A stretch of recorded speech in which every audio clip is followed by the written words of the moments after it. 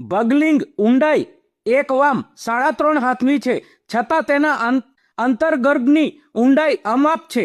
તેમાં અસંખ્ય ધારાઓના અનંતકાળ સુધી પ્રવાહ અભિષેક કરવામાં આવે છતાં તે ઉભરાતું નથી. તેનું નિષ્કાશન કોઈ માપી શકતું નથી. વર્ષો અગાઉ મરહુમ શ્રીમંત મહારાજા સાહેબ ખંડેરાવ ગાયકવાડ શ્રીએ નિરીક્ષણ પ્રેરણાથી પ્રેરાઈ ચારે બાજુના તમામ ગામોમાંથી ગાયો ભેંસવાનું હજારો મણ દૂધ મંગાવી પંચકોશમાં એકી સાથે મંત્રાભિષેક કરાવેલો અને મંદિરના ચારે તરફ ડુંગરોની ફરતા દૂધ નીકળતું હોય તેની તપાસ કરવા વિશ્વાસુ માણસો રોકેલા, છતાં તેમાં સમૂળ નિષ્ફળતા મળેલી અને બધું જ દૂધ ભગલિંગમાં સમાઈ ગયું હતું.